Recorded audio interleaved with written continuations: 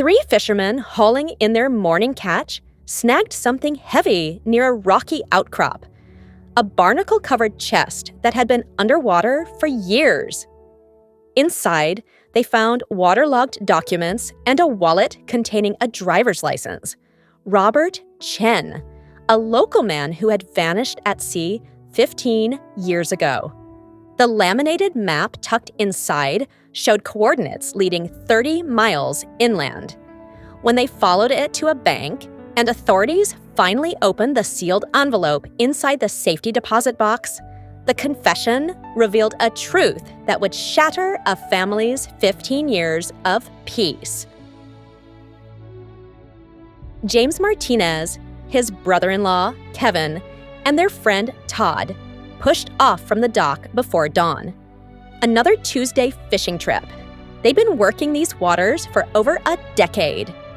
James steered toward their usual spot near the rocky outcrop. Kevin and Todd prepared the nets. 20 minutes passed. Then the line went taut. Something heavy pulled against the net. This wasn't fish. All three men grabbed the line and started hauling. Whatever was down there didn't want to come up. They pulled harder. Inch by inch, something dark emerged. A chest, an actual wooden chest, covered in barnacles and dripping with seaweed. They dragged it onto the deck. Nobody spoke. This was the kind of thing you saw in movies, not on a Tuesday morning. The chest was old, the wood swollen and rotting. Rust covered the metal bands. Todd laughed nervously. James knelt down and examined the corroded lock. He grabbed a crowbar and wedged it under the lock. The metal crumbled like wet paper. The lid creaked open. Inside, sealed plastic bags protected documents from the water. An old laminated map sat on top. Underneath, a deteriorated wallet. James pulled out the wallet, his hands shaking. He opened the wallet carefully. A driver's license showed a man in his 40s. James stared at the name. Robert Chen. The address was local. Kevin leaned over to look. His face went pale. He knew that name. Everyone around here knew that name. Robert Chen had disappeared 15 years ago. A man went out fishing alone and never came back. His boat was found capsized. Coast Guard searched for a week. They assumed he drowned. The body was never recovered. The three men looked at each other. This wasn't treasure. This was evidence from a missing person case.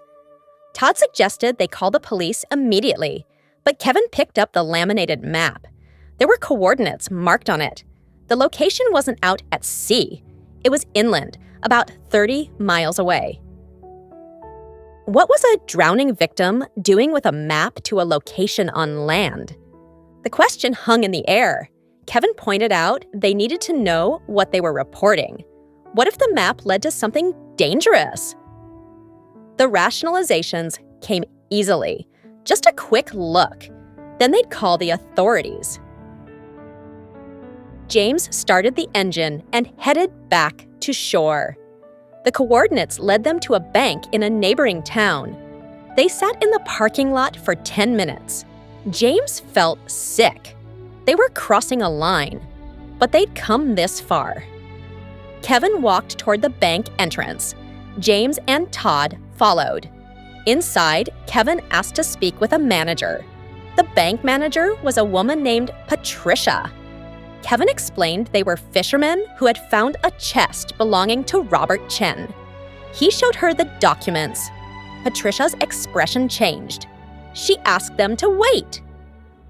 20 minutes passed. Patricia returned with an assistant and a security guard. She made several phone calls. Finally, she led them to a private room. The security guard stood by the door. Patricia returned with a metal box, a safety deposit box. She explained that Robert Chen had rented this box 16 years ago, paid in full for 20 years. It had never been accessed after the initial deposit. She asked if they wanted to see what was inside.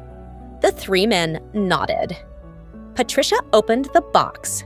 Inside was a sealed manila envelope and several bundles of cash. Patricia suggested they call the police now. Todd pulled out his phone. Two detectives arrived within 40 minutes. They examined everything. Then one detective carefully opened the sealed envelope.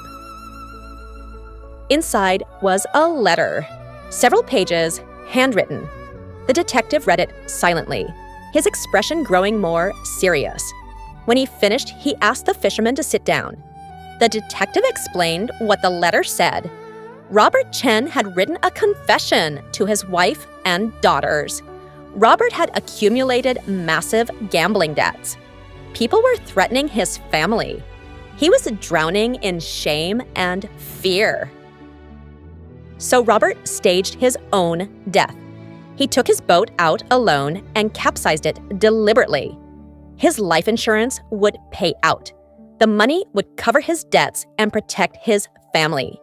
The chest and map were Robert's backup plan. Eventually, someone would find it. The map would lead to this bank.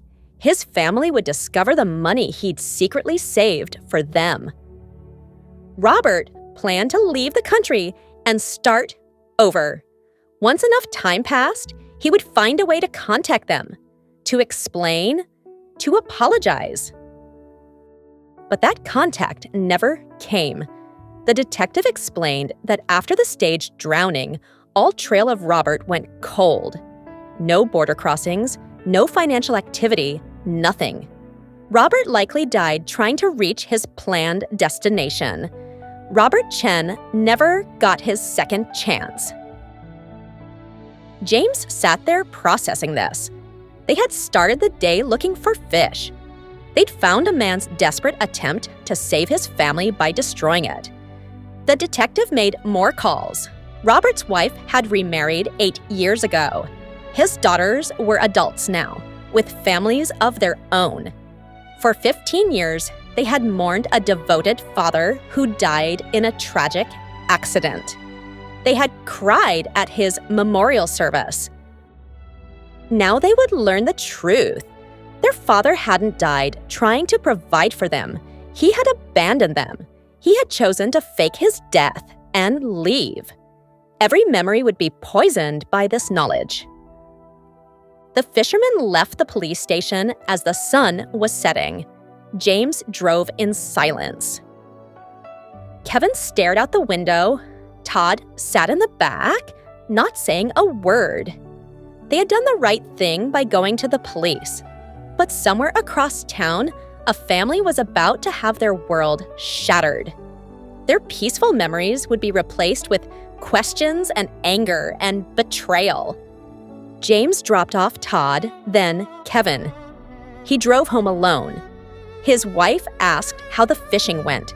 He told her they didn't catch anything. They hadn't caught any fish. They'd caught something much worse. And you, if you found something like this, would you have opened it or left it sealed for the authorities?